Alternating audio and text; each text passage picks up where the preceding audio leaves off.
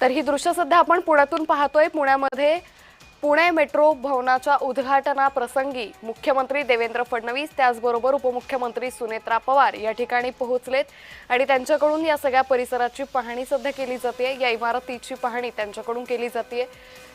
तर पुण्यामधून मुख्यमंत्री देवेंद्र फडणवीस हे सध्या पुणे मेट्रो भवनाच्या उद्घाटन प्रसंगी पोहोचल्याचं पाहायला मिळतंय। आज मुख्यमंत्री देवेंद्र फडणवीस हे पुणे दौऱ्यावर आहेत आणि या दरम्यान पुणे मेट्रो भवन या नव्या वास्तूचं लोकार्पण त्यांच्या हस्ते पार पडतंय। पुण्यातील सर्व महत्त्वाचे नेते, पदाधिकारी आणि प्रशासकीय अधिकारी उपस्थित असल्याचंही पाहायला मिळतंय। पुणे मेट्रो भवन या नव्या वास्तूचं लोकार्पण मुख्यमंत्र्यांच्या उपस्थितीमध्ये पार पडतंय।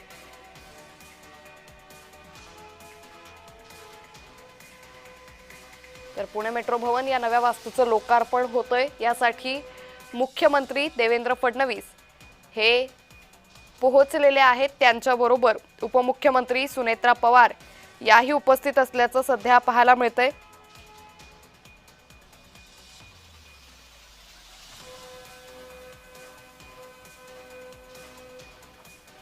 या संदर्भात अधिक माहिती घेऊयात आमचे प्रतिनिधी रोहन कदम यांच्याकडून। रोहन, आज पुणे मेट्रो भवनाच्या या नव्या इमारतीचं लोकार्पण पार पडतंय, काय अधिक माहिती?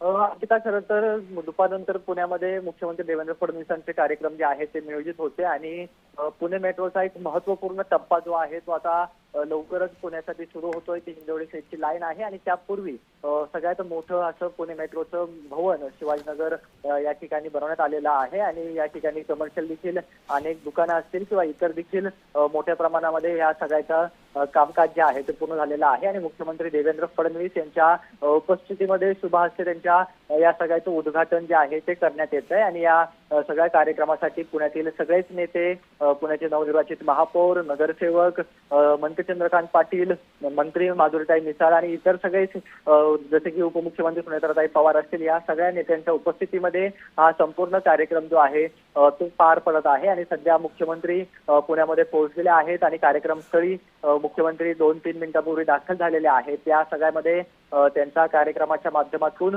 नेमकं पुण्यासाठी आणखीन काय काय घोषणा ज्या आहेत त्या केल्या जाऊ शकतात का, या कारण का अनेक आमदारांनी अधिवेशनामध्ये पुण्याचे प्रश्न जे आहेत ते मांडलेले पाहायला मिळत होते। पुणे मेट्रोला अनेक मंजुऱ्या मिळत आहेत, परंतु याचा विस्तार जो आहे तो प्रत्येक आमदाराला वाटतं की आपल्या भागातून झाला पाहिजे। अगदी पुण्याच्या एका टोकापासून दुसऱ्या टोकापर्यंत जी आहे ती मेट्रो आता जवळपास पोहोचते, त्यामुळे अनेकांच्या अपेक्षा देखील आहेत। त्यामुळे मुख्यमंत्री देवेंद्र फडणवीस या सगळ्या कार्यक्रमासंदर्भाने नेमकी काय भूमिका मांडतायत, कारण का अतिशय महत्वाचं हे मेट्रो भवन आहे।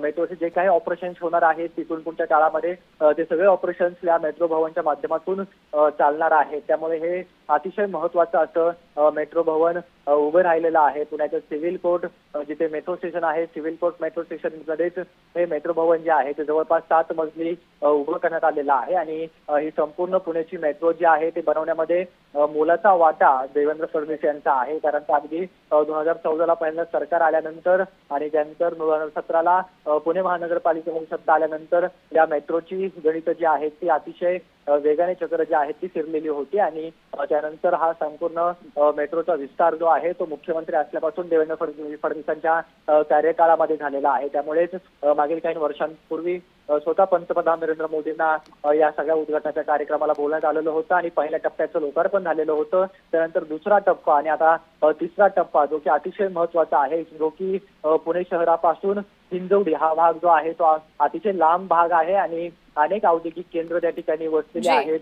IT इंडस्ट्री ज्या आहेत त्या ठिकाणी विस्तारलेल्या आहेत आणि तो टप्पा देखील आता पूर्ण होतोय आणि त्यापूर्वी या मेट्रो भवनचं उद्घाटन जे आहे ते मुख्यमंत्र्यांच्या हस्ते आता करताना पाहायला मिळत आहेत आणि निश्चित रोहन, त्यामुळे एकंदरीतच या भवनाचं उद्घाटन आता मुख्यमंत्र्यांच्या हस्ते पार पडतंय। या संदर्भातले अपडेट घेत राहू। तुर्तास धन्यवाद आपण दिलेल्या सविस्तर माहितीसाठी।